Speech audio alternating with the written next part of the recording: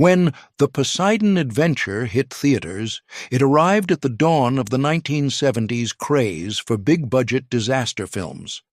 Producer Irwin Allen spearheaded the trend, determined to wow audiences with epic catastrophes and ensemble casts filled with recognizable faces. Moviegoers were fascinated by the idea of ordinary people thrown into extraordinary circumstances, especially if it involved capsizing ships or towering infernos. Even now, The Poseidon Adventure is often hailed as one of the greatest and most influential disaster movies ever made. It proved that a story about facing impossible odds could keep viewers on the edge of their seats year after year. Now, let's explore 30 behind-the-scenes secrets that reveal just how much effort and drama went into making this waterlogged masterpiece. 1. Book idea from Wave Fear. Long before cameras rolled, the idea behind The Poseidon Adventure started with author Paul Gallico. He'd once chatted with a ship's captain who mentioned a truly scary possibility. What if a giant rogue wave flipped an entire passenger liner? Gallico couldn't shake that thought. He turned it into a novel that eventually caught Hollywood's eye. People tend to think a ship that big is basically unsinkable, so the mere suggestion of it flipping over was enough to raise plenty of eyebrows. 2. Built upside-down sets. When it came time to make the movie, Irwin Allen, famously dubbed the Master of Disaster, threw his passion into building huge, realistic sets. Instead of relying on miniature models for everything, he ordered a massive replica of the SS Poseidon's grand interior. That alone was ambitious. But the twist was that some parts would be constructed upside down. The logic? Once the ship capsized, the floor would be above your head and the ceiling below your feet. It was a major headache for the carpenters, but visually it gave the film a wow factor that no one else had tried at the time. 3. Stars took pay cuts. The cast they assembled was full of recognizable names: Gene Hackman, Ernest Borgnine, Shelley Winters, Red Buttons, and several others. Hollywood actors usually command big salaries, but for this project, many accepted a pay cut just so they could join in. They sensed that Irwin Allen's vision might become something historic. One rumor says they all read the script and thought, this could be the next big thing in disaster films. Considering how it all turned out, I'd say their gamble paid off. Fourth Winters swam. Gained weight, Shelley Winters took on the role of Belle Rosen. She was determined to make her character believable, someone who might look a bit out of shape, but still had a hidden strength. So Winters decided to gain extra weight for authenticity. On top of that, she took swimming lessons to prepare for her underwater scenes. People teased her about it at first, but by the time filming started, her swimming skills left them impressed. Belle quickly became a fan favorite, partly because viewers didn't expect a middle-aged woman to become such a heroic figure. 5. Hackman did stunts. During early rehearsals, a lot of the cast felt uneasy. The stunts demanded crawling through narrow passages and diving into flooded compartments. It wasn't the gentle Hollywood set they were used to, but Gene Hackman, who played the fierce Reverend Scott, decided to lead by example. He volunteered to do many of his own underwater shots, ignoring the chilly water and the potential dangers. Once the others saw Hackman's commitment, they felt a little embarrassed to complain. It set a tone of, "We're all in this together," which bonded the cast through the demanding days ahead.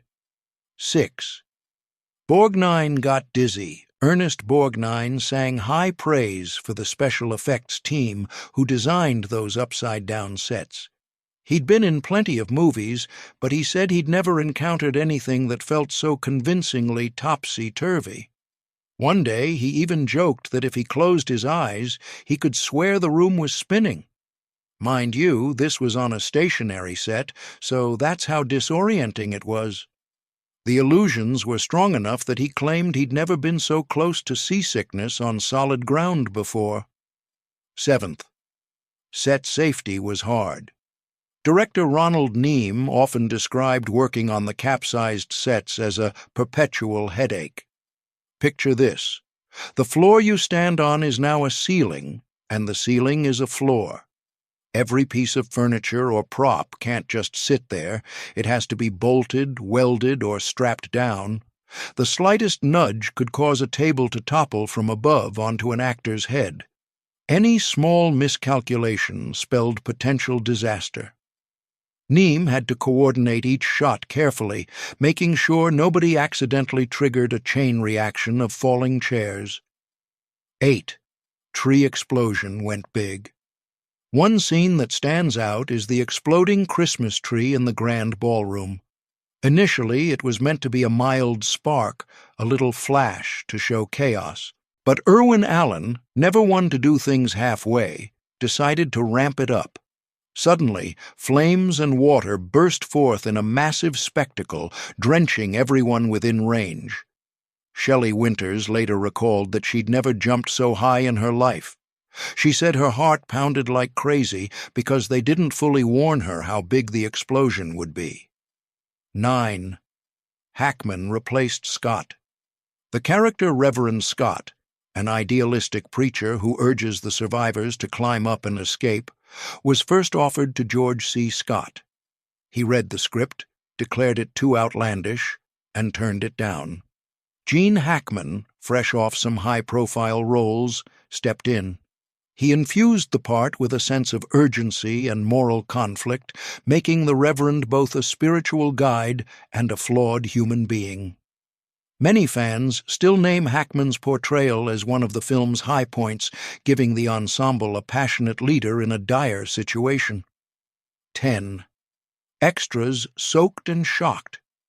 Those harrowing flood scenes involved a combination of seasoned stunt people and unprepared extras. Some of the background actors assumed they'd just be walking around in shallow water, maybe screaming a bit. They soon learned they'd be submerged chest deep, climbing up slippery sets or ducking under waterfalls. A few had second thoughts, but stuck with it, partly because they didn't want to lose the job, and partly because the buzz on set was so electric. Everyone sensed they were making something big. 11. Stevens hated costume Stella Stevens played Linda Rogo, a former police officer's wife who had to crawl around in a skimpy outfit. She admitted it wasn't her favorite costume in the world. She had to maneuver over jagged debris and through narrow hatches, and sometimes the camera angles were less than flattering. But she powered through. She later joked that her biggest fear wasn't drowning, it was being filmed in an awkward pose that would live on forever in reruns. 12. McDowall lifted spirits. Roddy McDowall portrayed Akers, the unassuming ship's waiter who tries to keep calm amidst chaos. Off-camera, McDowall was a beacon of positive energy. Whenever the cast looked miserable, freezing in that cold water, McDowall cracked jokes or burst into silly voices. Some said he saved them from utter gloom on those long, wet shoots. If there were morale awards on set, he would have won hands down. 13. Borgnine got hurt. Ernest Borgnine took the prize for most injuries. He bruised his ribs, slipping on a wet catwalk, then banged his knee in a rushed sequence. But he laughed it off, calling it all in a day's work. Borgnine was known for his robust physique and big personality. Even in pain, he kept the crew's spirits up, telling everyone that if he could survive this, they could too. 14th Winters dove herself. One moment guaranteed to pull tears is Belle Rosen's heroic underwater dive. Shelley Winters had to hold her breath and navigate a submerged corridor to retrieve something crucial for the group's survival. She insisted on doing as much as she could without a stunt double. When she finally surfaced, shivering and gasping, the crew erupted in applause. Winters later said that might have been her proudest accomplishment on any set, a real testament to her determination. 15th, claustrophobic sets felt real. To make everything feel claustrophobic, Irwin Allen used dim lights and tight, twisting passageways. As filming dragged on, the cast genuinely felt trapped, which mirrored their characters' plight.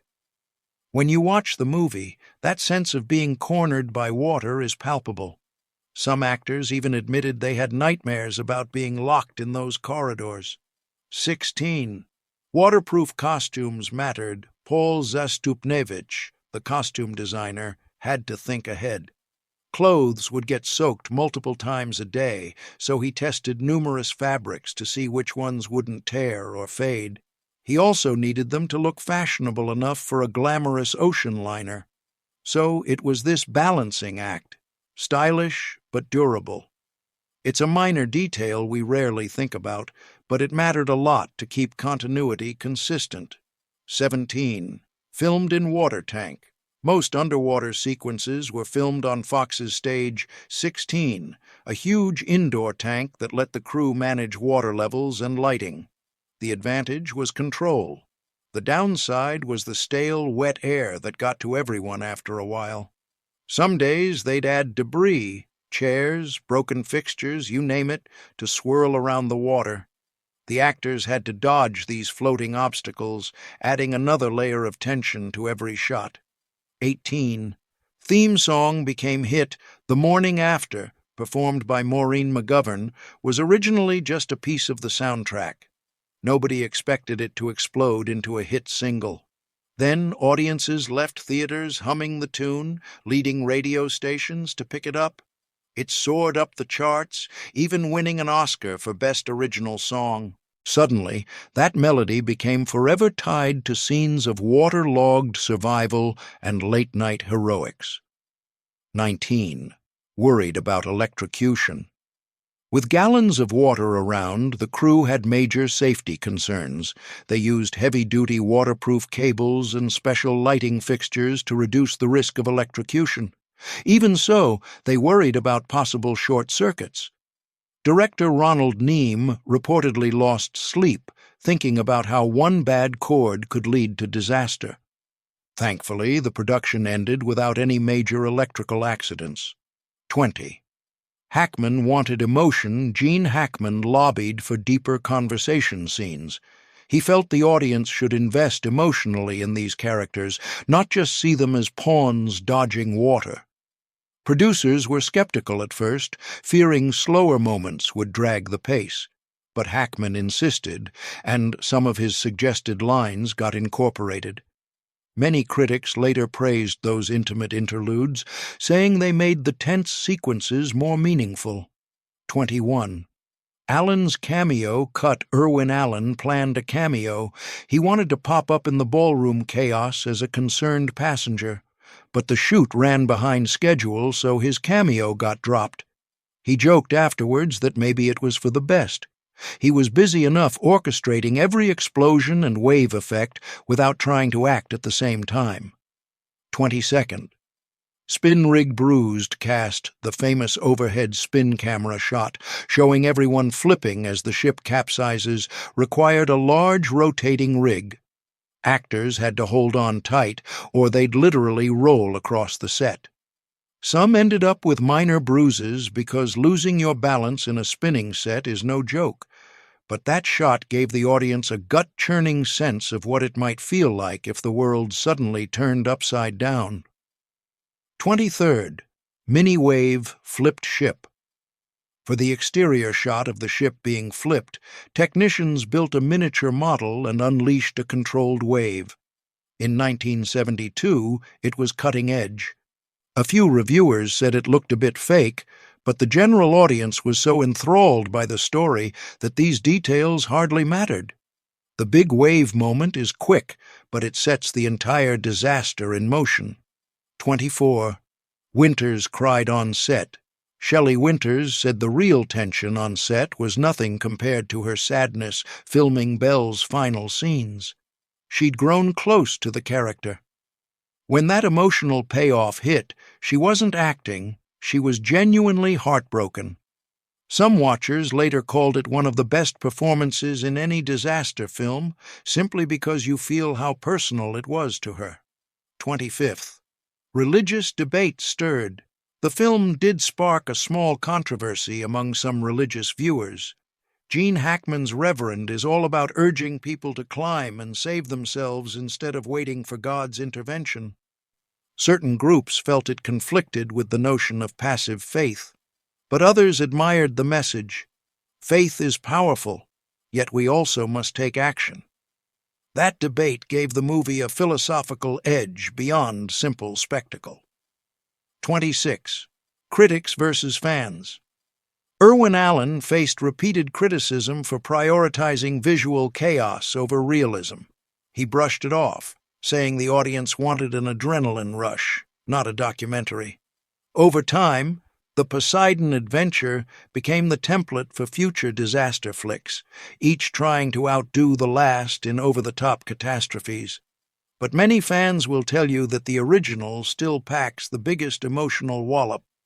27th Oscar nod for Winters. Though it didn't win Best Picture, the Poseidon Adventure got several Oscar nods, including Best Supporting Actress for Shelley Winters. It did win an Academy Award for Best Original Song. Critics admired how the film balanced large-scale destruction with smaller personal struggles. That's a tough combo, yet it succeeded at the box office and with award voters. 28th. Spawned disaster trend. Thanks to its massive success, the movie ignited a wave of 1970s disaster films. Earthquake, The Towering Inferno, all hopped on the bandwagon. Some people see The Poseidon Adventure as the granddaddy of them all, the first big blockbuster that made viewers realize how thrilling it could be to watch everyday folks battle nature and physics to stay alive. 29th. Cast reunions continued. Decades later, fans still celebrated at reunions, inviting cast members to share stories about the endless hours spent wet and cold. Surviving that shoot kind of bonded them. They laugh now at the bruises and chills, but there's also a deep respect for how each person pitched in to make the scenes feel real. Even the behind-the-scenes friction melted away once they saw the final cut and realized they'd made something truly gripping. 30. Remakes couldn't top it. Multiple remakes emerged, like the 2006 big-budget Poseidon, but many enthusiasts maintain the 1972 version is unbeatable. The older production's raw emotion, practical effects, and legendary cast create a sense of danger you can't replicate with modern CGI. The original tapped into fears of the ocean's unpredictability and the bravery that surfaces when people are pushed to their limits. Looking back, Gene Hackman spoke of those cramped sets and real water all around. He said it hammered home how fragile life is and how everyday folks could uncover hidden courage. Shelley Winters put it in simpler terms. We felt like we'd actually survived a shipwreck. That sense of authenticity still beams through the screen. People watch it today and find themselves holding their breath whenever the corridors flood. They cheer at the acts of heroism and sigh at the heartbreaking losses. That's the enduring magic of the Poseidon Adventure. Some might dismiss it as just another 1970s disaster flick, but there's a reason it resonates so strongly after all these years. Beneath the giant wave and bursting pipes, it's really about a group of strangers forging unity in the face of catastrophe. It's about believing that even in an upside-down world, there's a way to climb up to the light. That message, along with the cast's gutsy performances, makes this film a classic. And who knows, if you ever find yourself in stormy seas, you might recall these scenes and muster that same unwavering will to survive. After all, sometimes life flips us upside down, and all we can do is keep climbing,